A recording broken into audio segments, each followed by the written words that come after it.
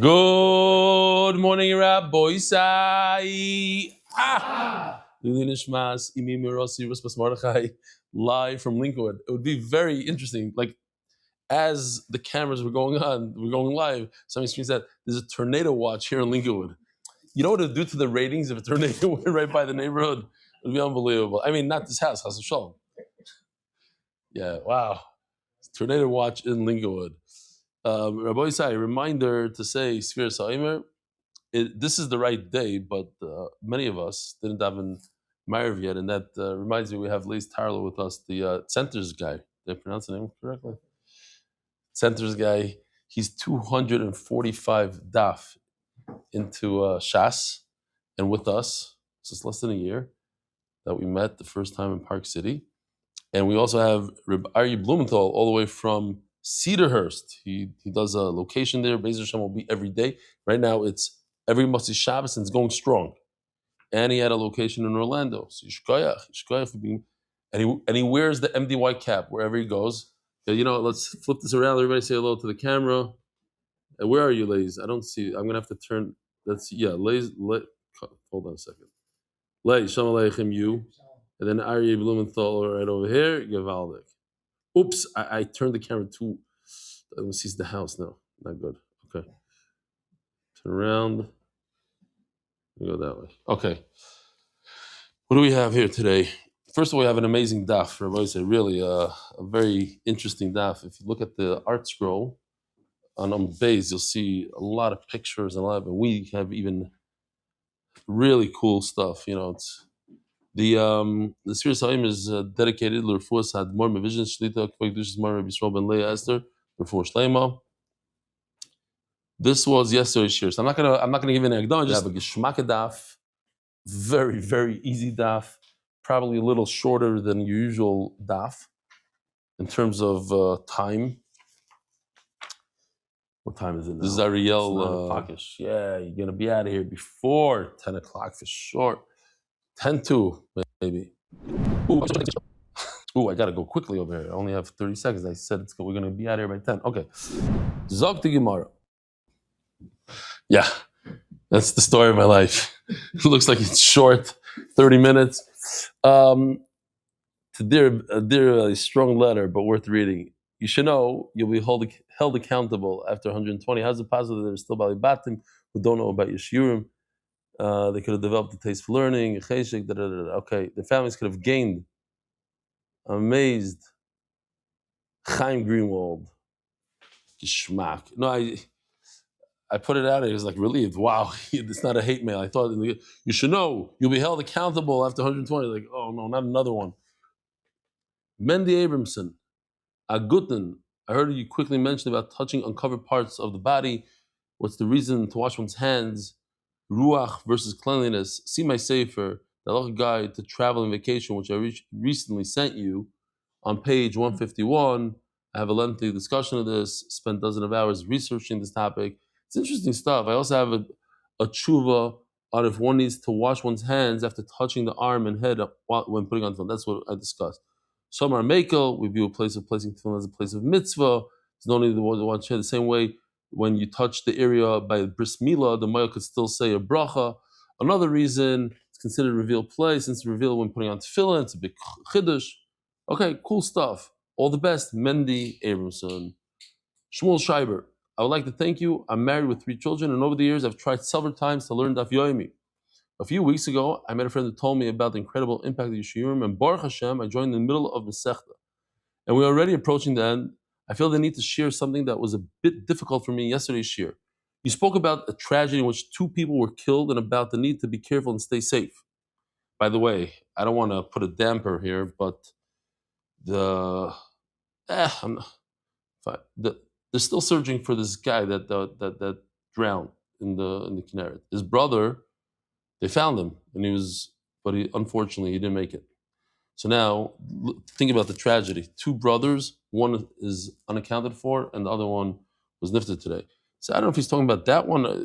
It gets a tragedy, but he's saying you spoke about a tragedy in which 2 people were killed, and about the need to be careful and stay safe. I'm a reservist with over 600 days of service. The number of friends I've lost is overwhelming, over 20. Lost 20 friends in the army.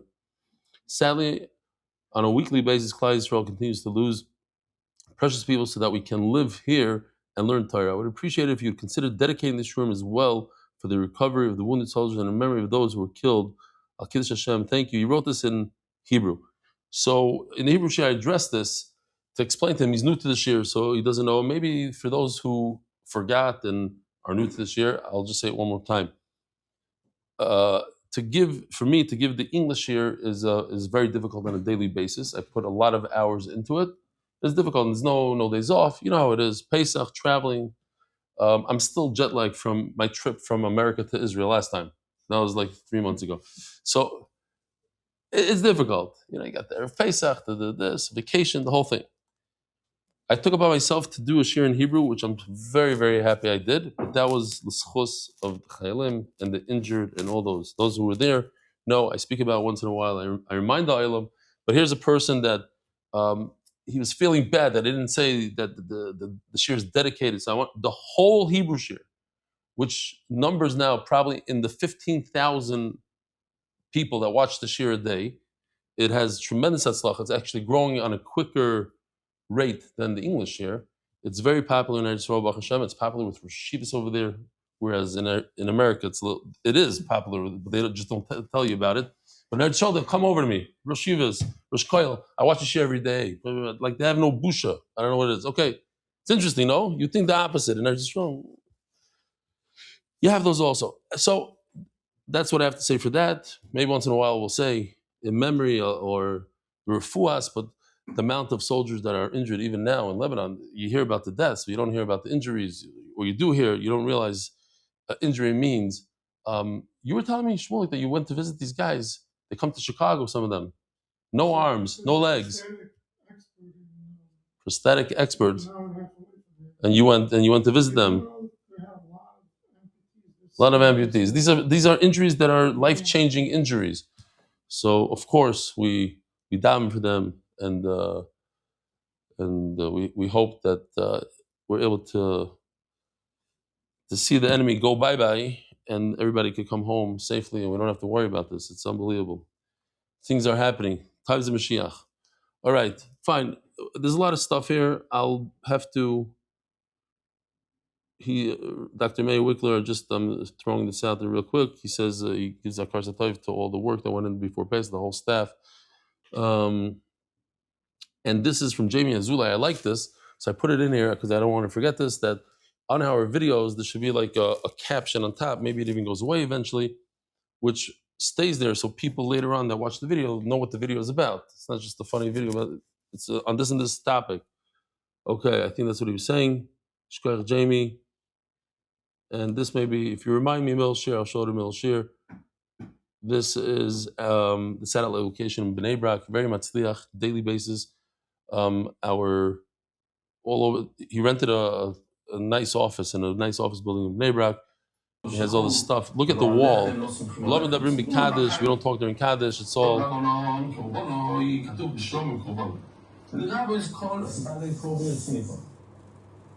The map of all the locations, 28 locations says there. Now I think we're up to 34.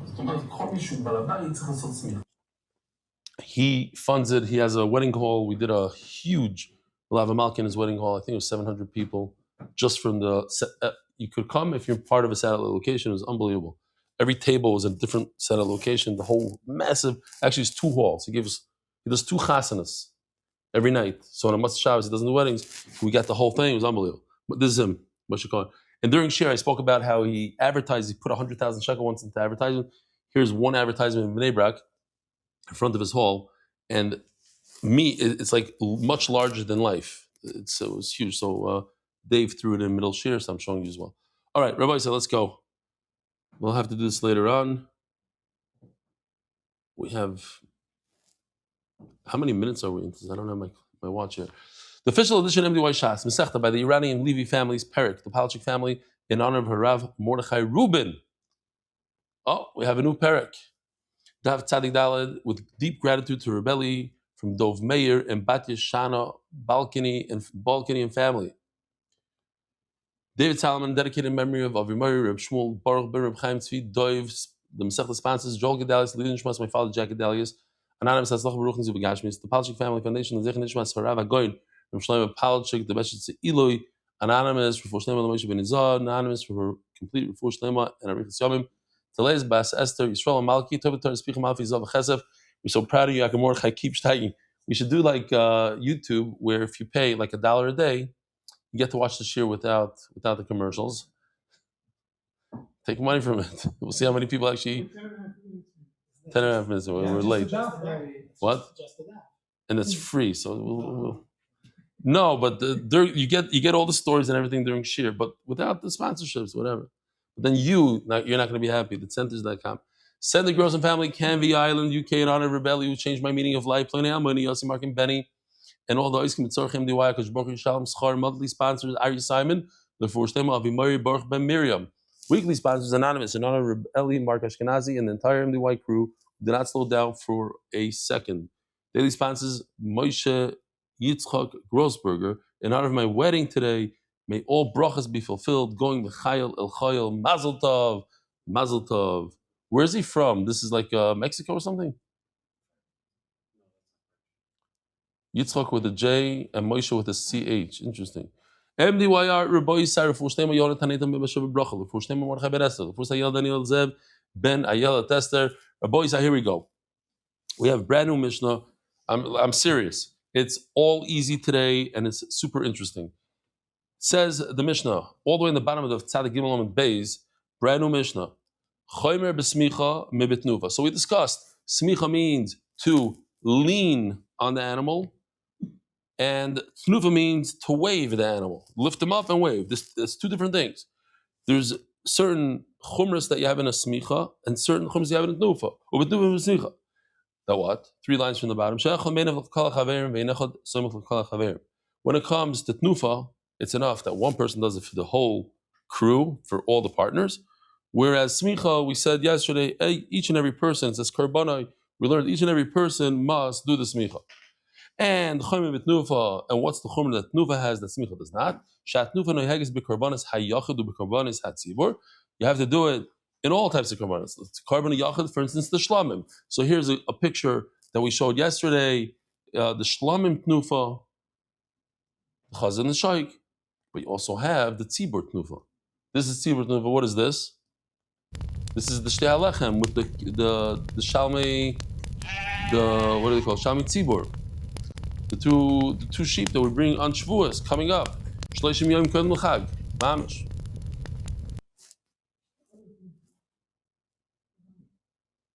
What? Oh, that's the yeah. We'll get to it. coming up soon. That tnufa. Oh, we come on to zibur. B'chayim. You do tnufa when the animal's alive. Ubeshchutim. And you do tnufa when the animal's dead. I just showed you. This one is pretty dead, I think. This guy is dead. Where do we do tnufa with something that's not alive, that was never alive? Here, in this picture, the bread. The lachmei toida, you have to do tnufa. Smicha, you don't do smicha when the animal's dead. Which the Gemara is going to have a kasha on. Then, in fact, we see that there are times that you do smicha when the animal is dead. Tana Rabban. Karbono ila rabbis kol bali karbon l'smicha. Karbono, by Shlomo, it says the word karboni, comes to include all the owners must do smicha. Sheyachal validinu. I would think, maybe it's a kavachomer, simple kavachomer. Mat nufa shenisrabsa b'shchutim. Nufa. You have to do even after the animal's dead sometimes. Nismata b'chayvar. There's no tnufa when you have partners. Smicha shlenisrabsa b'shchutim. Enudin shenismata b'chayvar. So smicha that you don't do smicha on a dead animal. So certainly you shouldn't do it when there's partners. Tamalami karbanai l'rabbis kol bali karban smicha, that all the partners must do smicha. 10 partners, each one comes over, leans on it, and goes away. The next one. Says the Gemara, but this rabbit nufa b'chayvarim mikavachomer. You should do tnufa when you have a bunch of partners. They should all take it. like sometimes you do in shul. Take a lulav, and then you say, "Could I borrow you a lulav?" And the next guy does, and each guy should shake it. That's tnufa, the shaking. We learn the shaking of a lulav from tnufa. So just like by a lulav, everybody should do tnufa. What's the kavachomer? Simple kavachomer. Smicha, you don't do it when the animal's dead, but you do it when there's partners. So certainly tnufa that you do it when it's shachat. Certainly you should do it when there's partners. Tnufa shenisrabes b'shchutim. In addition, nisrabes b'chivar. Says the Gemara, it's impossible. How are you going to do it? You have 20 partners. They can't all touch the animal. There's going to be a big problem with chatzitza. Here, check this out. We have a geshmak, picture for that. If they're all going to do tnufa, somebody's hand is half going to be under the other person's head. And each person must be touching the animal. Otherwise, it's chatzitza. So, Rashi asks a great question. The question is easier to understand than the answer. But Rashi says, 3 lines from the top, Vikashya, Hamrina, and everybody remembers, we had a few times that the owners, the kohen's hand is under the Yisrael's hand. And sometimes we even said, I'll remind the Olam, by a saita, by a woman. And Tosis asks the guy, how could a man touch a woman? So this is the old man. Bring an old kohen or bring a little kid. But the bottom line is, sometimes the kohen's hand is underneath the owner's hand, and it's not touching the animal. So it's chatzitza, asks Rashi. Tosis also talks about it. So Rashi says an interesting answer that the kohen is not so important over here. He does, he helps out, whatever. But when the Torah says that each and every person has to do tenufa, so each and every person is important. Each one is as important as the other. And if I'm important, my hand has to be touching the animal. And how could I be touching the animal if there's 20 other people there? So since it's impossible, obviously the Torah doesn't care that everybody touches the animal. Imagine if you had a Korban Pesach. Sometimes you have a Korban Pesach with 100 partners. I don't know. You have a massive family. You have 30, 40 people. How are they all going to touch this small little sheep? There's no smicha by Korban Pesach. I'm saying, if it's just an example of a lot of partners in an animal. Yeah, you have a shul, whatever shul you're a part of, and somebody from shul is going to the Beis Hamikdash, taking a flight from Chicago to Eretz Yisrael. So you all say, hey, here's $1, shlich mitzvah money. I want to be part of Yoel Asriya. Why not? So you need each person to do smicha. Says the Gemara, that's why it's impossible. Okay, so each one should do tenufa by himself. Lift it up, put it down, and let the next guy do it. Who says you have to do it together? Says Gemara, because it says tenufa b'rachmana v'lo tenufais, it's lashon yachid. It's done once and not twice. They explain very nicely. It is like a yeshivish style vart that when it comes to tenufa, the tenufa is on the chefza. There's a difference between a gavra and a chefza. The chefza, the animal itself, has to be lifted up.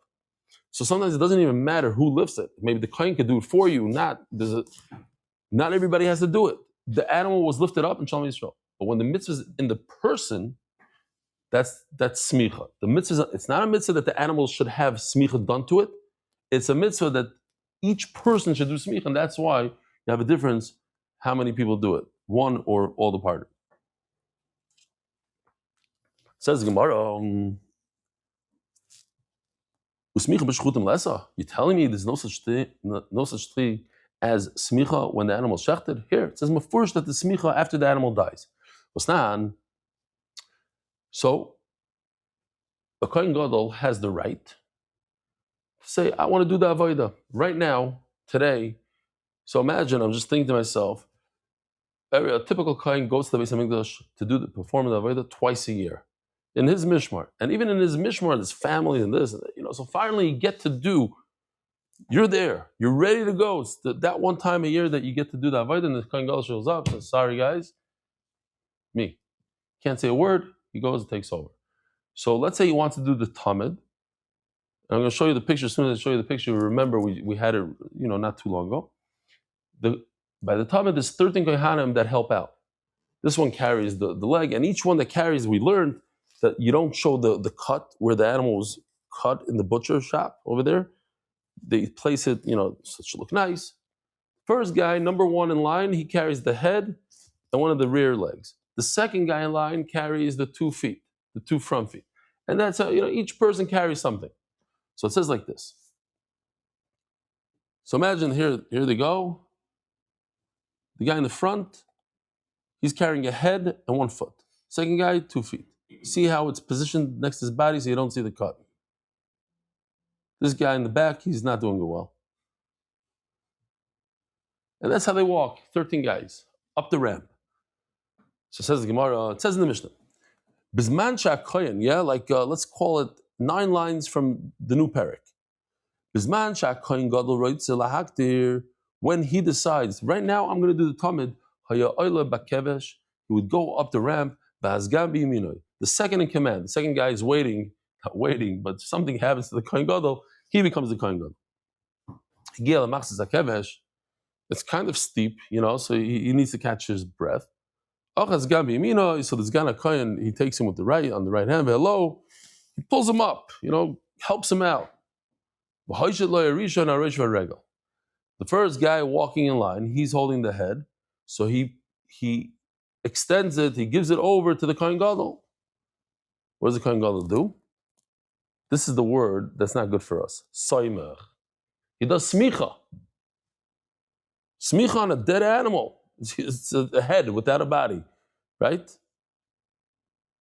I said this joke on Pesach, and Dylan didn't laugh, so I can't tell you the joke. The punchline was terrible. The way I said it was nerve. So I have trauma from the joke. We'll move on. Soimach aleim zorkon. You don't want to hear the joke. Soimach aleim zorkon.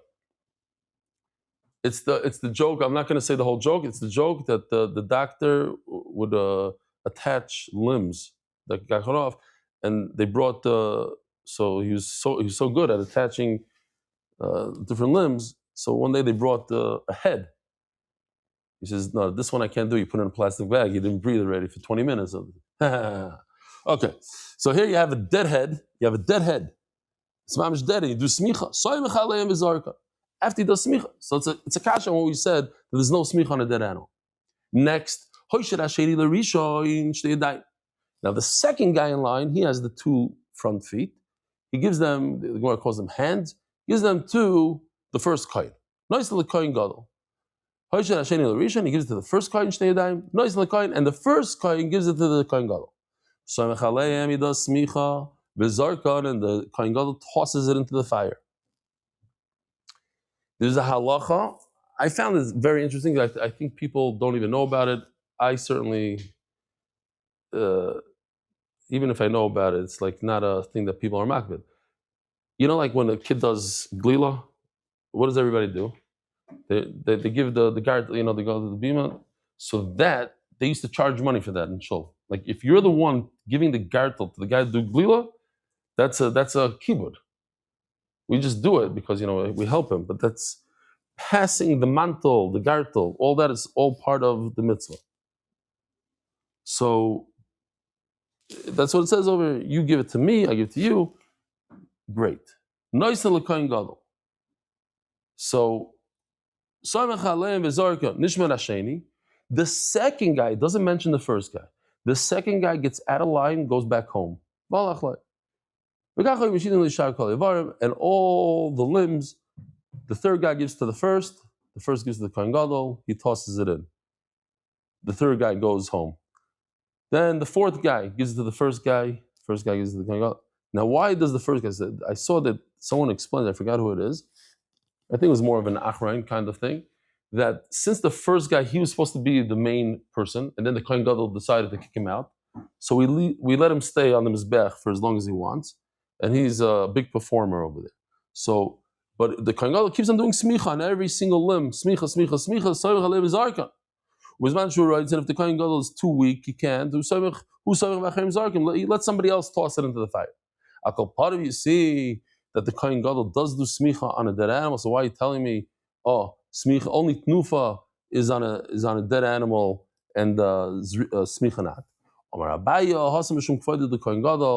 It's not really a thing, but we do it just to give honor to the Kohen Gadol, pretend as if he did the smicha to begin with, he was involved all the way, he did the smicha on this animal. Hadron aloch shtei midos, hadron aloch shtei midos, hadron aloch shtei midos. This was more for the Israeli chevra, but I'll tell it to you as well. There's Yisrael Salanter. He says that it's easier to learn all of Shas than to break one bad midah that you have. To work on one midah and fix it. So here's the riddle: where is it easier to break two midas or fix two midas than to learn all Shas? Right over here. Hadron aloch shtei midas. It's bad jokes. It's worse than pay. With the head in the bag. So whatever. For those, you have to picture it. Come with the head. It's a shaita. He didn't breathe for. Zok the Mishnah. Okay, now it's going to get very interesting. We're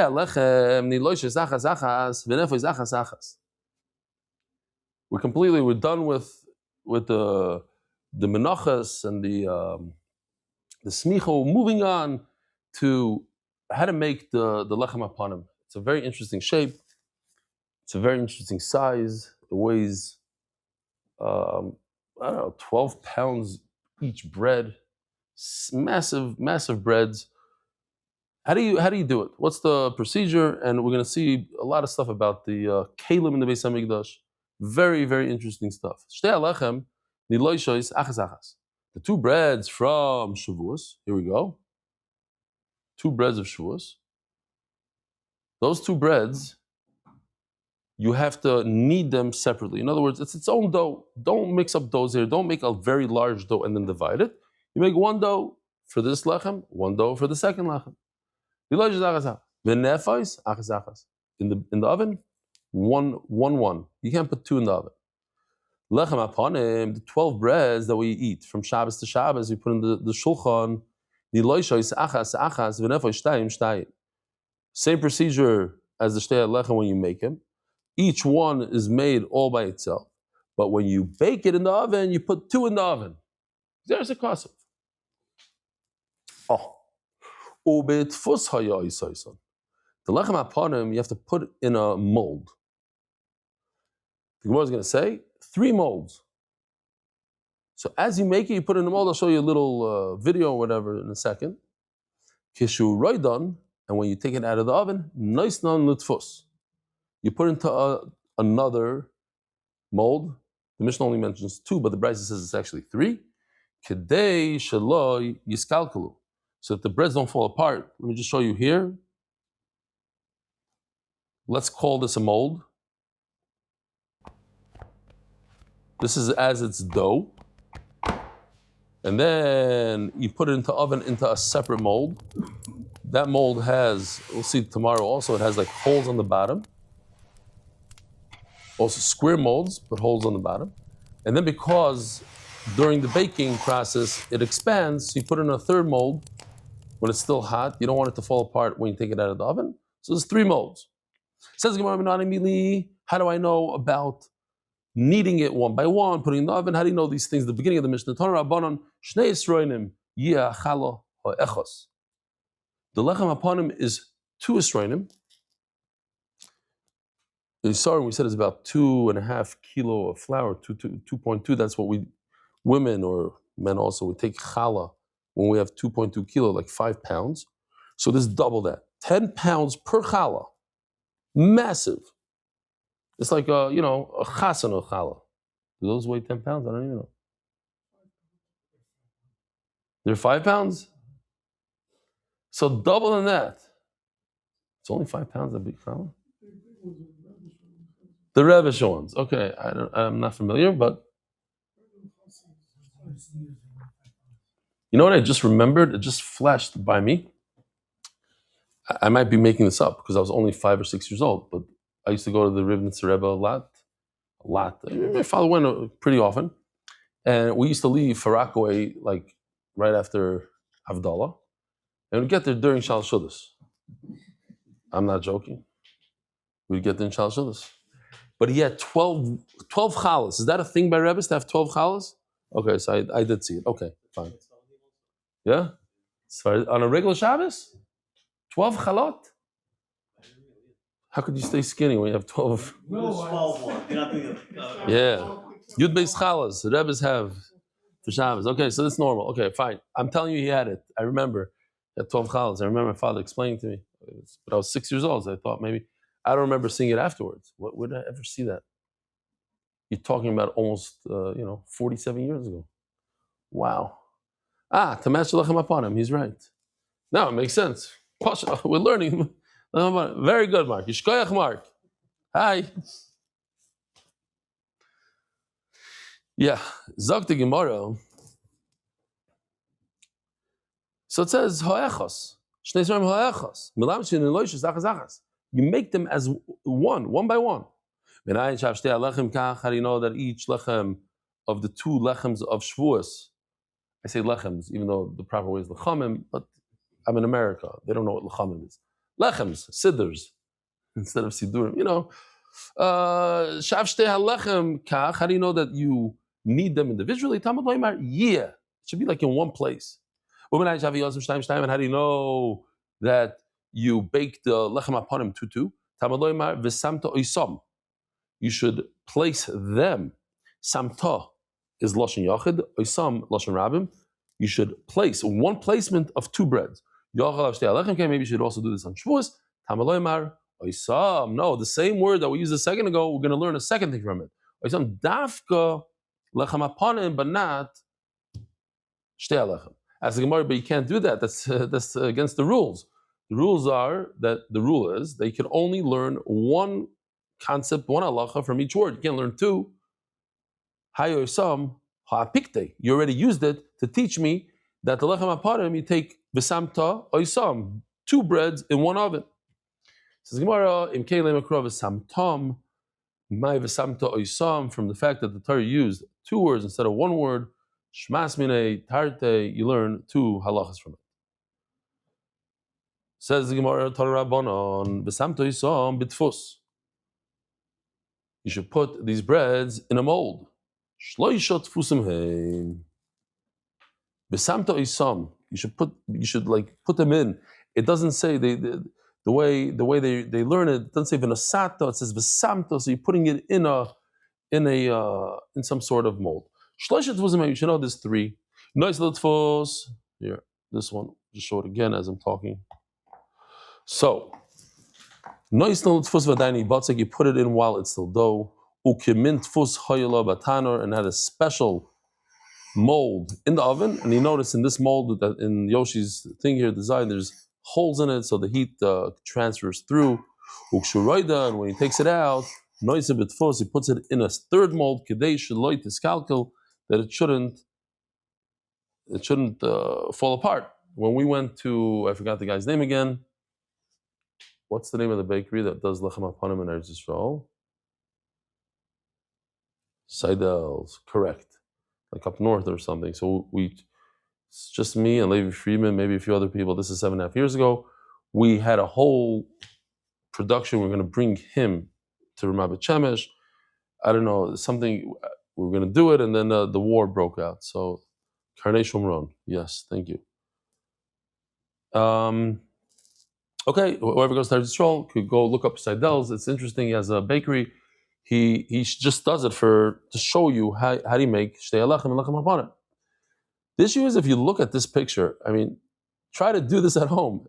So he had trouble, even though he's been doing this for a long time. It started falling in. You have to have these tfusim. Maybe he was in a rush, because we're waiting there, and to bake this through and through, it takes time. So I don't remember exactly what happened, but it wasn't so gishmak. But nevertheless, it was worth the trip, and we were planning, maybe we'll still do it. Who knows? I have to talk to Benny, arrange a trip or something. Says the Gemara, said this. Great. Ask the Gemara, why do you need three? One, you put it into, you shape it, and the Rambam says it's made out of gold. Then you put it in the oven. So what's the problem? Use it again. Use the same, when you take it out of the oven, put it in the original one. It says Gemara, kivin da'avalo nafcha, because once you bake it it spreads, it rises, it turns, it's a different shape. It's not the same shape, it's not the same size as the original one. Some explain that it comes from the top, like when you make a challah, it goes over. So whatever the pshat is, it does not fit into the original one. Great. Says the Gemara, Itmar, lechem aponim keitzad oisen oisoi. How do you make the lechem aponim? Daf tzadik daladum beis. Let's say the sponsors, so we could go straight. Turning of the Daf by Dar Global, experts in cross-border payments.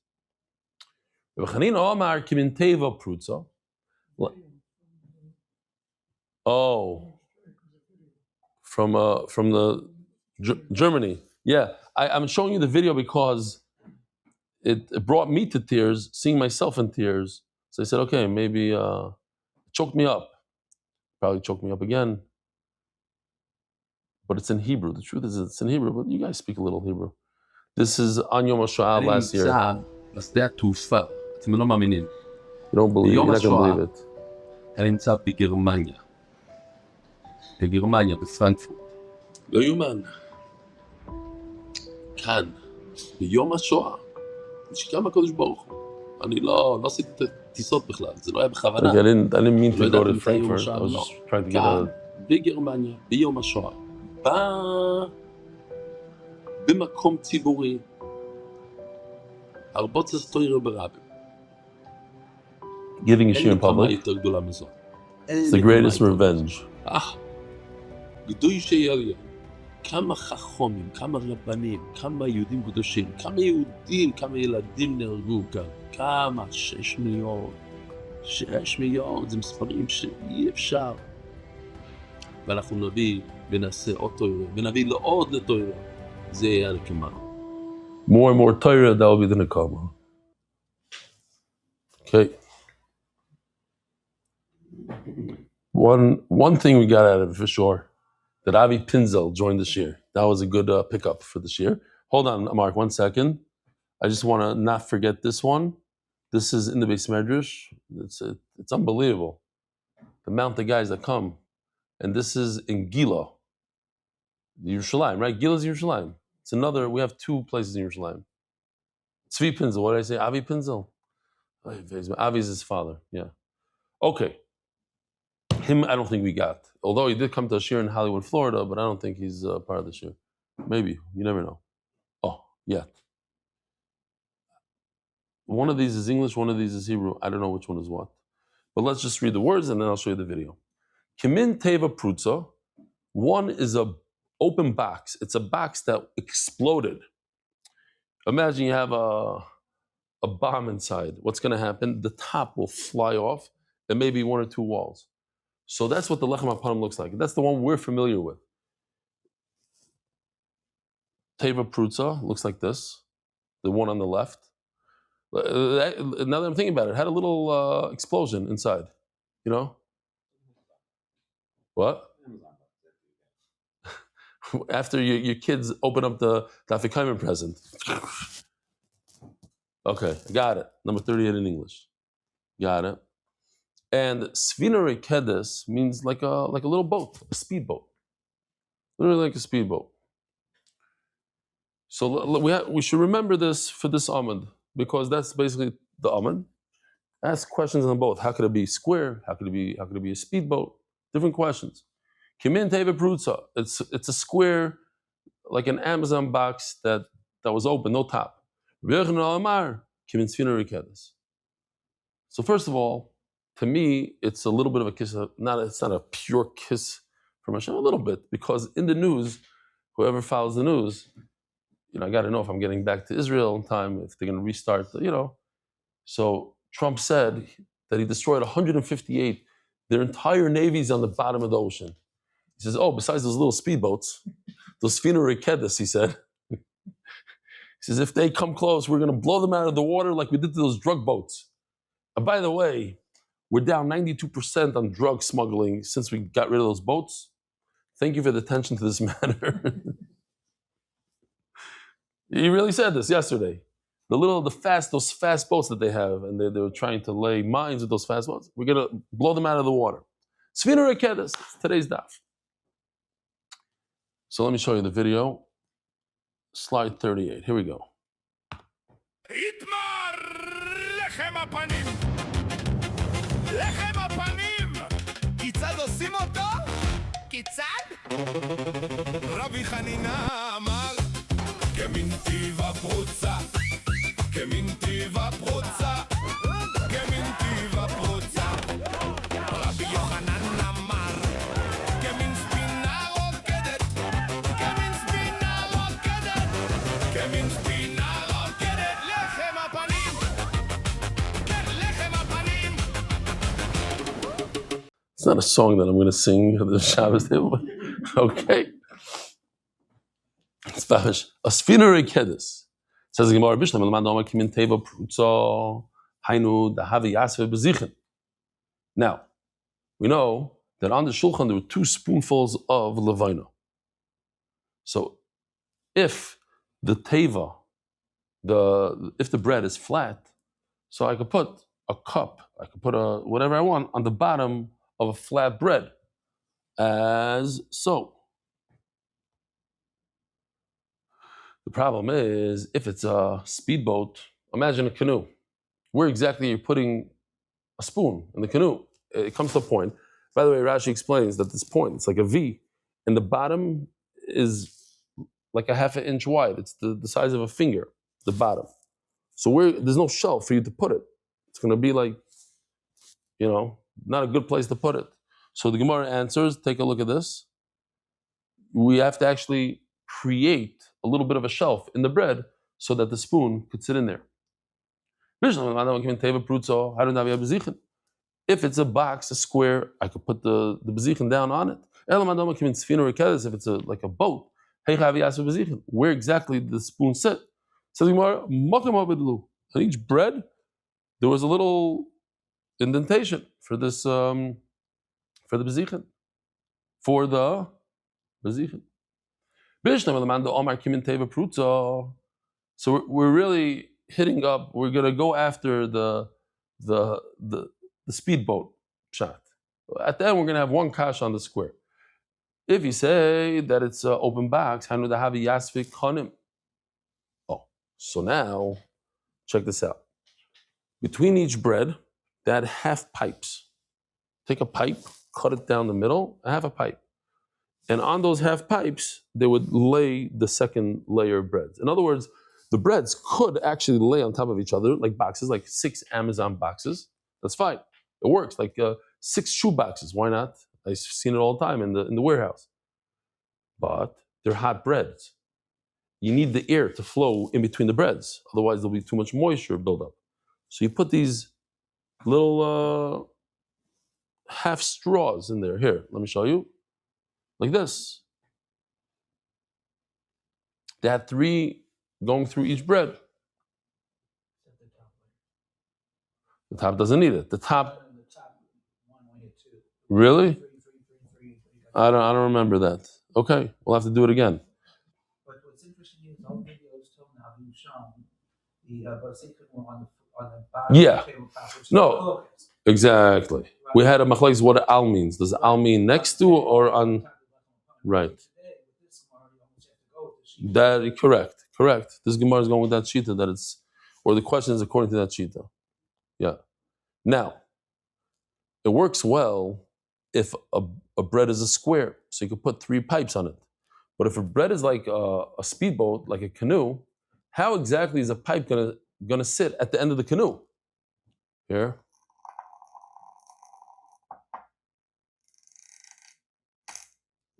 Yeah. It doesn't really work. So you must say that there's an extra piece over there, like a square piece, and it could sit. It's not optimal. It doesn't have the full width of a square bread, but it has more width than just a narrow point. How would they put these pipes? Mursha, what?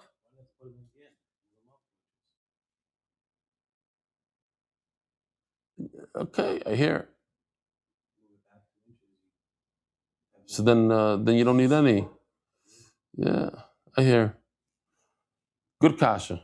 I don't have a good answer to you. He's asking, how come you have to put it all the way down? Put it in, push it in 5 inches. They'll be closer to each other. It wouldn't. The way the half pipes tied into the sides of the shulchan, the way the walls came up, you really can't move them in any closer. Maybe what he's saying is maybe it has to do with what are they called? The Gemara says later on, the sneefim. The sneefim. So we'll see. Maybe when we get to the sneefim, there was walls on this that went all the way up, but they're not walls; they were poles, and those poles were positioned all the way at the end, not where you're saying. That's what he's answering. Okay, let's see. Derech Agav, I'm just throwing this out there because I miss Park City, but those of us who go skiing and snowboarding, there's half pipes, right, Shmulik? You can't even tell the Israelis this, but even the Americans, we have to be mechadish. There's something called the half pipe. 360s, that's half pipes. I don't know about you. You never went on a half pipe, but it's not. I'm not on such a level, but once in a while you go in there. It's very geschmack. You could go back and forth the whole day. Basically, it's like, yeah, okay. It's a half pipe made out of snow, and you go up and you jump, and then you go up and jump. You don't have to jump. Maybe you could just go. It's okay. They have, I guess, in the bike parks also. They have, yeah. Oh no, not holding there yet. So, where are we? 2, 4, 6, 8. 8 lines from the top. Oh, if the bread is flat, so I understand why I need side posts. We'll call them side posts, sneefim. So let's see if we have a good picture for sneefim. Okay, so the sneefim are, well, over here he's showing it way wider than usual, so it doesn't answer your question right over here. But over here, these walls that go up, what are they doing? They're holding the bread in place. But imagine if you have a canoe, and you put a canoe between 2 walls. What's going to happen to the canoe? It's going to tip over. A straight canoe between 2 walls. Are the walls going to hold it straight? Not necessarily.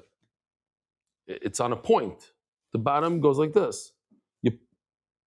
Here, I'll show you a picture. You're all looking at me like I'm crazy. So over here, the walls hold the bread in place. But over here, the wall does not hold the bread in place. Why? It's going to fall over to one side.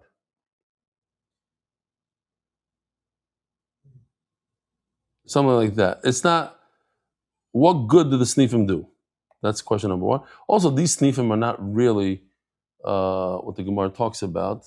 We're going to have to see what the Gemara says in a second. Okay. But if it's a boat, how do the sneefim, the side walls, hold up the bread? Says the Gemara, let's see where that is. Oh, here's a half pipe. Somebody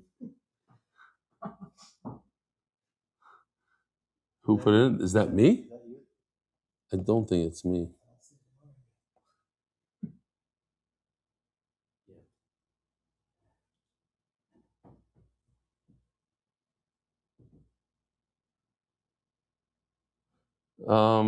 This could show it. So basically, the Gemara is saying that there's like a basket or something. How do you describe it? Yeah. Here, like this. Take a look now. There's like, yeah, there is an indentation there, the shape of a boat. You put the boat in there, so it doesn't shake, it doesn't rock from side to side. Says the Gemara, how did the sneefim help the bread at all? The aglu ma'agel, they have a shape to it, like a slot, and the breads fit into the slot. If you say that the bread is like a boat, I understand why you have these side walls. But if you say that the breads are square, snif and lamali, what exactly do walls help square, flat boxes that are on top of each other? They're not going anywhere. It's not holding it in place. They're squares without a wall. Let's see. He did something over here. Here, this one right over here.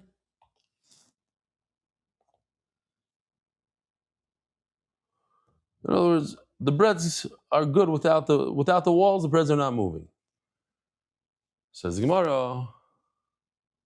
Agav yukra the lechem, because of the weight of the bread, tolach, they'll break. So in Mela, you need to put the walls. You need to put these. They need to be suspended and not on top of each other, right? Because the weight of the breads, all the breads, 6 breads on top of each other, will crush the bottom ones. So this one is hard to explain a little bit without pictures. I'll try to do my best. If this is the snif is like an L shape, and this sits on the table.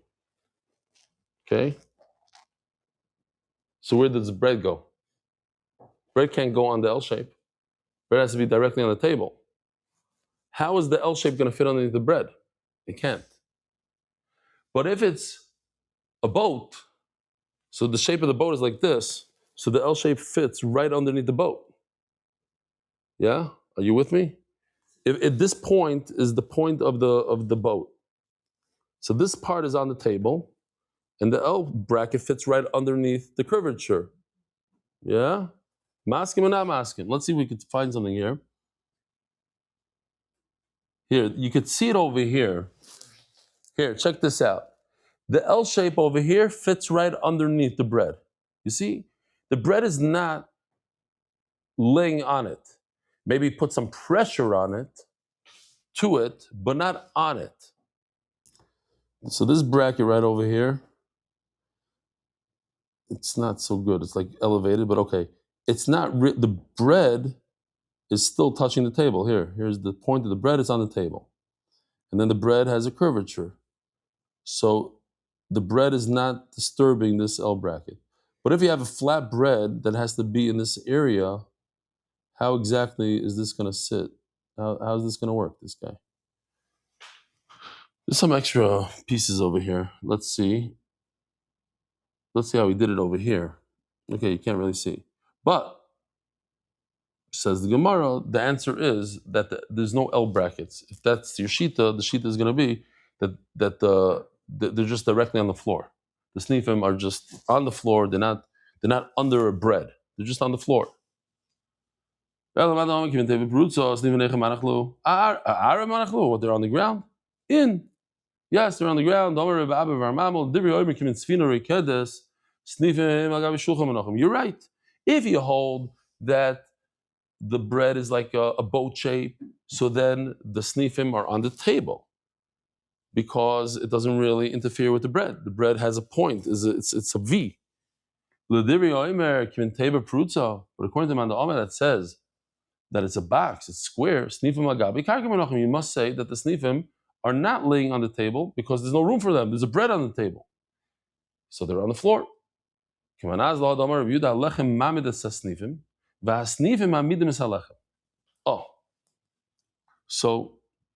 is good. Geschmack. Who put this in here? Mark? You did? You got it. Okay, great. That's a good one. You guys see this? So here you have a boat. So the bottom of the boat could be touching the floor without touching the metal on this forklift. I forgot what they called it. I just heard what this forklift was called because I was in Miami and they were taking yachts out, things that are much, much larger than this thing. Massive.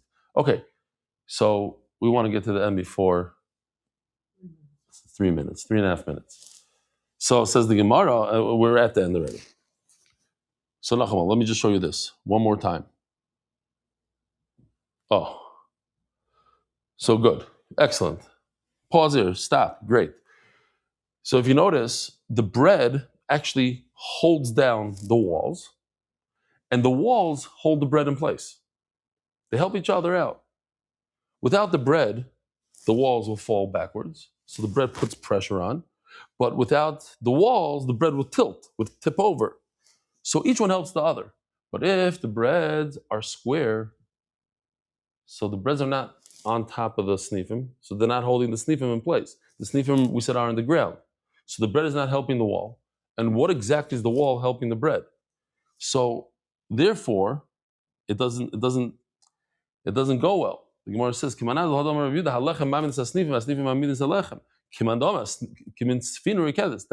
makes a lot more sense that mandama is going to have to go, that the bread is more of a dancing boat. It's a boat shape, and it helps the snifim, and the snifim help it. Rabbi Sai, have a wonderful day.